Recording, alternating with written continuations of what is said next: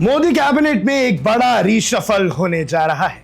नई टीम नितिन नबीन के ऐलान के बाद आखिर बीजेपी के संगठन में किसे मिली है सबसे बड़ी जिम्मेदारी और किसका कद बढ़ा है, आइए आपको सारी चीजें बताते हैं। सबसे अहम सवाल, दुनिया की सबसे बड़ी पॉलिटिकल पार्टी का इंटरनल पावर मैट्रिक्स आखिर काम कैसे करता है, किसके पास होती है आखिरी ताकत और कौन तय करता है सरकार से लेकर चुनावी मैदान तक की हर एक पॉलिसी। इस वीडियो में आपको हम इत्मीनान और विस्तार से समझाएंगे। दर्शकों, आज हम डिटेल में डिकोड करेंगे बीजेपी के नए ऑर्गेनाइजेशनल ऐलान को, नई टीम के पॉलिटिकल इक्वेशंस को और पार्टी के उस हायरार्किकल ब्लूप्रिंट को जो तय करता है कि भारत की सबसे बड़ी रूलिंग पार्टी किस दिशा में जाएगी।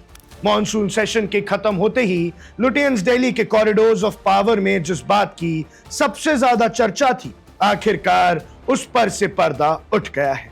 बीजेपी नेशनल प्रेसिडेंट नितिन नबीन ने अपनी नई टीम के ऑफिस बेरर्स के नामों का ऐलान कर दिया है। यह बदलाव सिर्फ एक रूटीन ऑर्गेनाइजेशनल अपडेट नहीं है, ये एक ऐसी पॉलिटिकल शिफ्टिंग है जो आने वाले कैबिनेट रिशफल की जमीन भी तैयार कर रही है। एक तरफ हाल ही में हुए स्टूडेंट प्रोटेस्ट और जेन जी के बदलते मूड के बाद पार्टी पर यूथ रिप्रेजेंटेशन का प्रेशर था, तो दूसरी तरफ अनुभव और रीजनल इक्वेशंस को बैलेंस करने की भी जरूरत थी।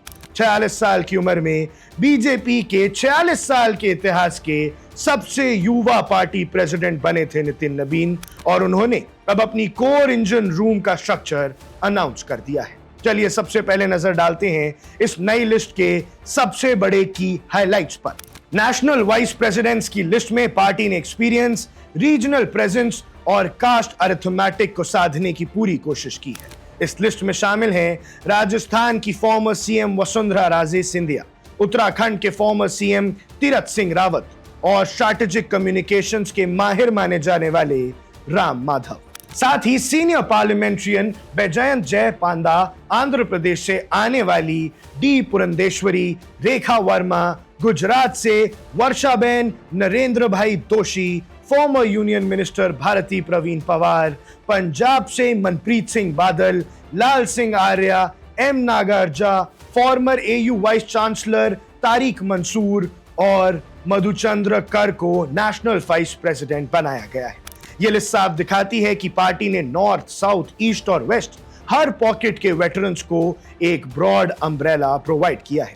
लेकिन इससे भी ज्यादा चर्चा जिस पोजीशन की होती है वो है नेशनल जनरल सेक्रेटरीज, क्योंकि यही नेता पार्टी के daily operations, state incharge roles और कोऑर्डिनेशन के एक्चुअल लोड को उठाते हैं। नई टीम में महाराष्ट्र के सीनियर लीडर और राज्यसभा एमपी विनोद तावड़े के साथ साथ स्मृति ईरानी को नेशनल जनरल सेक्रेटरी बनाया गया है।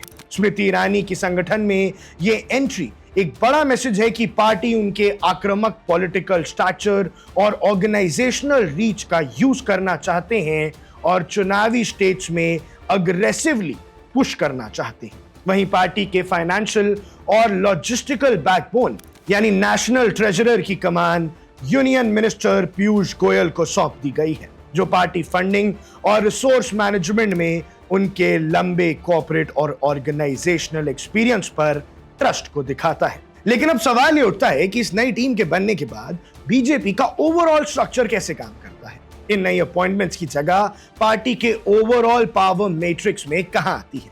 इस स्ट्रक्चर को समझने के लिए हमें बीजेपी के ट्रायंगुलर पावर पिरामिड को देखना होगा। सबसे पहले आता है मार्गदर्शक मंडल।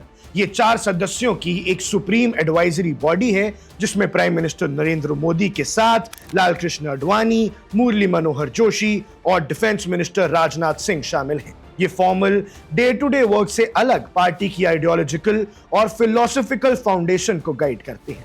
इसके बाद आती है पार्टी की सबसे शक्तिशाली बॉडी, पार्लियामेंट्री बोर्ड। ये 12 सदस्यों की supreme core decision making team है, जिसे पीएम मोदी लीड करते हैं, और इस बोर्ड में national president Nitin Nabin, union home minister Amit Shah, Rajnath Singh, JP Nadda, Karnataka के सीनियर नेता BS Yediyurappa, union minister Sarbananda Sonowal और general secretary organisation BL Santosh शामिल हैं। देश की अहम पॉलिसीज, क्रिटिकल अलायंसेस और पार्टी का नेशनल स्टांस इसी बोर्ड के रूम से फाइनलाइज होता है। चुनाव के लिहाज से जो सबसे डिसाइसिव प्लेटफॉर्म है वो है सेंट्रल इलेक्शन कमेटी। इस 15 मेंबर कमेटी के हेड भी पीएम मोदी ही हैं। पार्लियामेंट्री बोर्ड के सभी 12 सदस्य इसका हिस्सा होते हैं और इसके अलावा महाराष्ट्र के CM Devendra Fadnavis, union minister Bhupendra Yadav और महिला मोर्चा चीफ वनाथी श्रीनिवासन जैसे नेता शामिल हैं। चाहे लोकसभा इलेक्शन हो या किसी स्टेट का विधानसभा चुनाव, किस नेता को टिकट मिलेगा, किसका टिकट कटेगा, ये आखिरी मोहर इसी सीईसी की बैठक में लगती है और इसी पिरामिड के बेस पर आती है वो सेक्रेटेरिएट मशीनरी जिसमें अभी अभी ये नई टीम अपॉइंट हुई है।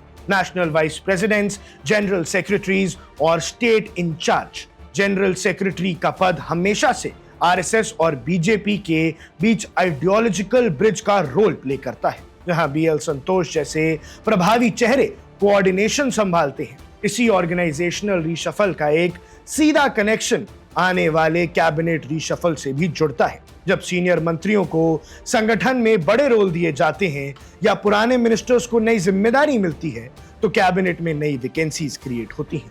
पॉलिटिकल सर्कल्स में चर्चा है कि धर्मेंद्र प्रधान जैसे नेताओं को संगठन के फ्रेमवर्क में आगे लाया जा सकता है, जिससे नरेंद्र मोदी कैबिनेट में नए युवा और टेक्निकल एक्सपर्टीज वाले चेहरों को एंट्री मिलने का रास्ता साफ होता है। तो कुल मिलाकर बात यह है कि टीम नितिन नबीन का ये नया ऐलान सिर्फ चेहरों की बदलाव की बात नहीं है। ये एक तरफ यूथ लीडरशिप और जेन ज़ी एस्पिरेशंस को एड्रेस करने का प्रयास है, साथ ही साथ दूसरी तरफ पुराने अनुभवी योद्धाओं को ऑर्गेनाइजेशनल सेफ्टी नेट में रिटेन करने का एक स्ट्रैटेजिक बैलेंस। आने वाले दिनों में जब इस नई टीम का ग्राउंड रियलिटी पर इम्प्लीमेंटेशन होगा और यूनियन कैबिनेट के नए चेहरों की लिस्ट आएगी तो ये साफ हो जाएगा कि बीजेपी आने वाले चुनावों के लिए किस स्ट्रैटेजी और किस लाइन ऑफ कमांड के साथ उतरने जा रही है। ऐसे में जो भी आपको लगता है, जो भी आपकी राय है, हमें कमेंट सेक्शन में जरूर बताइएगा। अब देख रहे हैं वन इंडिया, मैं हूं आकाश कौशिक।